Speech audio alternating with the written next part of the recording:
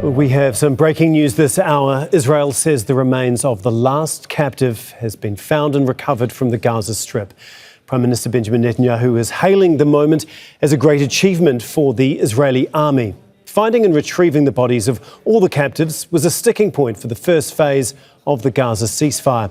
Israel had said it would reopen Gaza's southern Rafah crossing with Egypt once the search for this last Israeli captive was completed. We're going to go straight to Hind Qadri, who is in Gaza City for us. And Hind, what more can you tell us about how this actually all played out? Obviously, this has only just been announced in the last few minutes or so.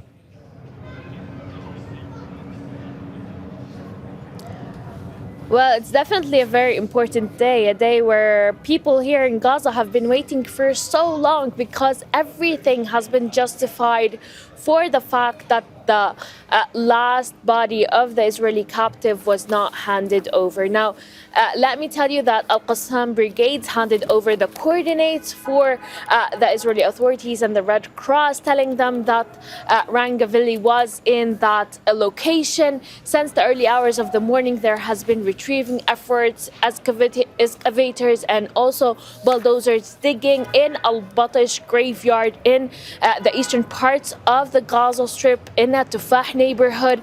After hours, they finally found the remains, or what is left of the police officer's body. Now, everything was successfully identified that this is his body, and now we can say that whatever is going to be achieved on the ground needs to happen straight away. The fact that Palestinians have been waiting for the Rafah crossing for so long, the withdrawal from the yellow line, letting Palestinians visit their houses, whatever is left, despite the fact that we know that there has been ongoing demolitions every single day beyond the yellow line. Also, the fact that Palestinians are waiting for the reconstruction, where most of Gaza's population are literally homeless in the streets, living in tents and tarps for the past 2 years and a half.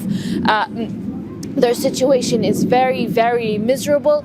Also, there is supposed to be a lot of humanitarian aid entering, because Palestinians have been promised that at least 600 trucks of humanitarian aid should enter every single day since the ceasefire started, but this didn't happen. Approximately 230 trucks entered every single day, according to the Gaza media office. So a lot of promises.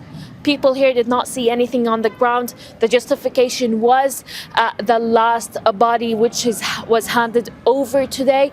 Let's see what's going to happen in the next coming days. Is anything going to change on the ground? What are the coming days holding for the Palestinians? Yeah, obviously a lot of expectation there. Thank you so much, Hind Qadri, for us in Gaza City.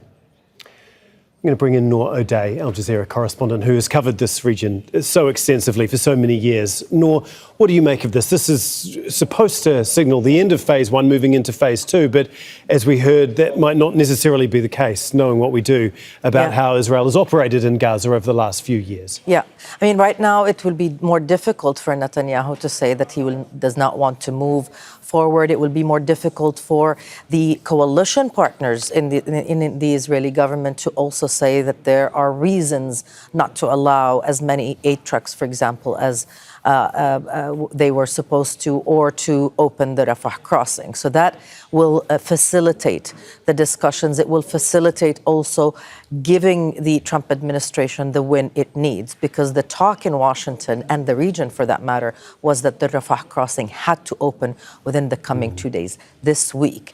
And it was almost unthinkable given all the discussions that were happening in Israel. And now we're here, despite the 60 million tons of rubble or more that had to be sifted through to get all of those captives out. Right now, Gaza, for the first time since 2014, does not have an Israeli captive, living or dead. What do you think is going to happen, knowing what you do about how the Israeli military and the government deals with things when it comes to Gaza?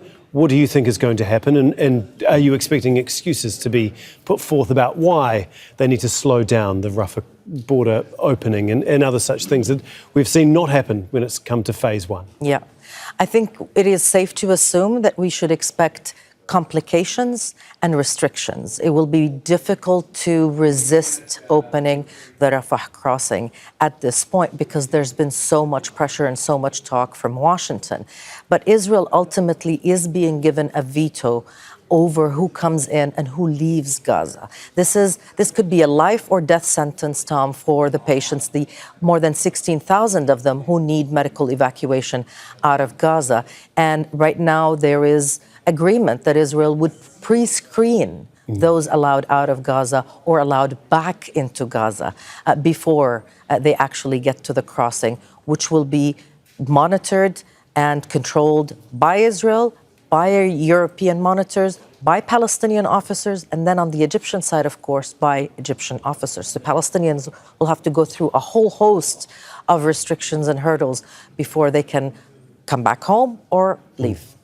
This was all part of Donald Trump's deal that he sold and took responsibility for. What do you think, you're expecting to hear from him at some stage that finally this first part is now done and dusted. Phase one is done and dusted. Now we can move on to his second phase. What are some of the pitfalls of when and if that is actually ever implemented? For sure, this is something that Donald Trump, I mean, given everything that we know and how we cover this, that the Washington will want to take credit for. And now they will push for phase two. Of course, phase two involves forming that international stabilization force, disarming Hamas. Very little information is available on that because countries are not willing to take the job of the Israeli army. So there are a lot of questions about the mandate. How is this going to play out? Who will participate? Who will fund all of that? Will Israel allow the Palestinian Technocratic Committee to enter Gaza and assume its responsibilities? A lot is expected in this phase, including more relief and the beginning of reconstruction that requires Israeli cooperation. So we'll have to see how much more Trump administration is willing to push Netanyahu, given his domestic dynamics, and that this is an election year for Netanyahu as well. Indeed. Thank you so much, Noor. As always, we really do appreciate you breaking everything down for us. Thank you. Israeli Prime Minister Benjamin Netanyahu announced the recovery of the body just a short time ago, describing it as a great moment for Israel. This is an outstanding achievement for the State of Israel. I promised you that we will return them all, and we have returned the last one of them, Rani. Rani was one of the heroes. He was the first to enter Gaza, and he's the last to return. This is a big achievement to Israel as a state and to the citizens of Israel. It is you that you have provided us with the necessary support. I am delighted to bring to the nation of Israel and the Jewish nation good news. We have informed the family of Gvili that our forces have found the body of Rani and he is on his way home. This is an outstanding achievement for the State of Israel. I had promised and we had promised you all and to bring them all home, and we have brought them home. Rani is one of Israel's heroes. He was the first to enter and he's the last to return from Gaza. It is a big achievement for the State of Israel and the Israeli army and the citizens of Israel who had provided all the support to us to continue and finish our mission. Akiva Elder joins us now. He is an Israeli political analyst. He is in Tel Aviv. Thanks so much for being with us, Akiva. Obviously, since October the 7th, this is the moment that Israel has been waiting for, I guess, in some respects. The return of all captives finally. What does this mean to Israelis?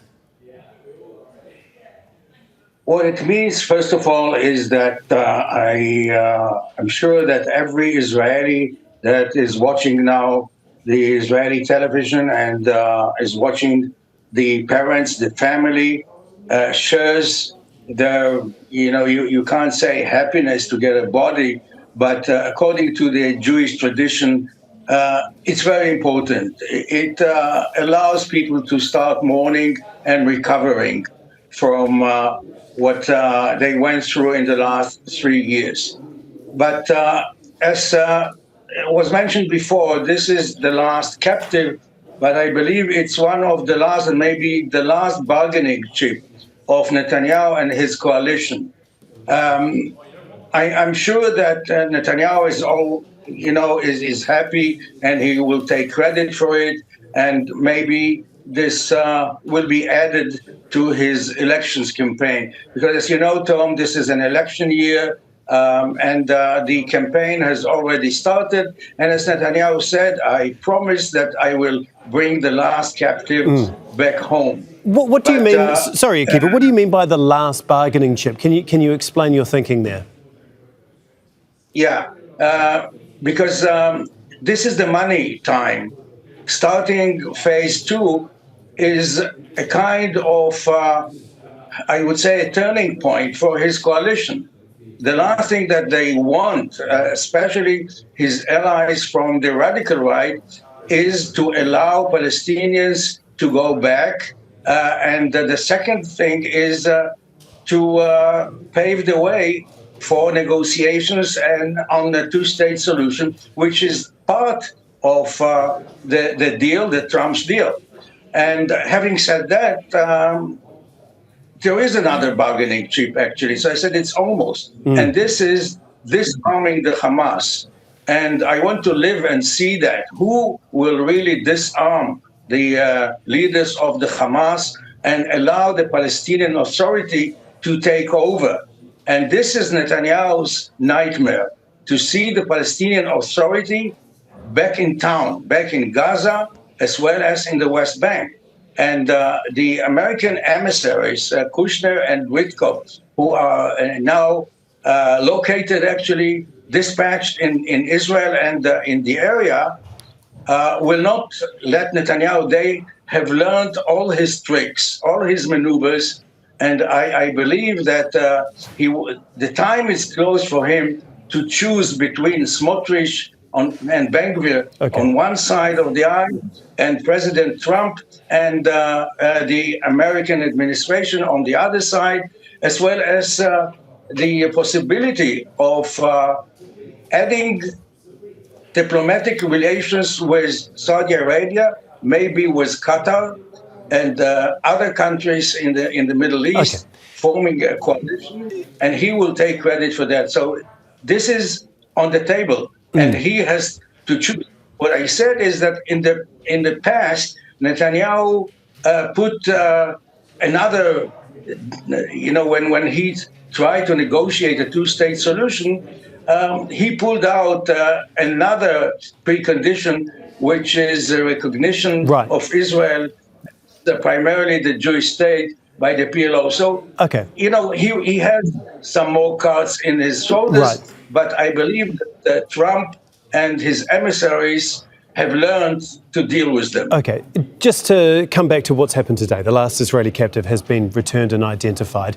Does that, in Israel's eyes, does that put a line in the sand here, that this is the end of phase 1 and now phase 2 will actually begin, do you think?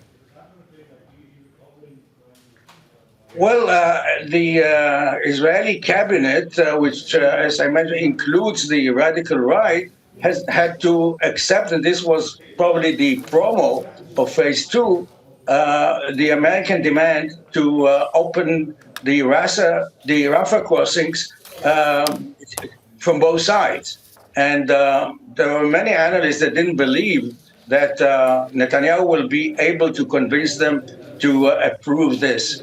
I will not be surprised, since there is an election campaign, and it's, what you can do on the right, I can do better.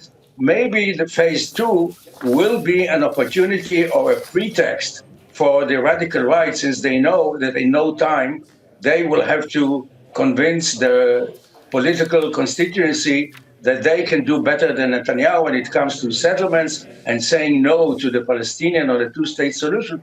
Perhaps this will be an opportunity for them to call for early elections and put Netanyahu in the corner together with the leftists from the Labour Party, and accuse him for giving in to the Arabs. Okay, thank you so much. Obviously, so many repercussions, both inside Gaza as well as Israel, obviously, as you outlined there. Akiva Elder, thanks as always for joining us. Thanks, Tom. Don't miss out. Get a full picture. Subscribe to Al Jazeera for reliable news, expert insight. Like, share, stay ahead.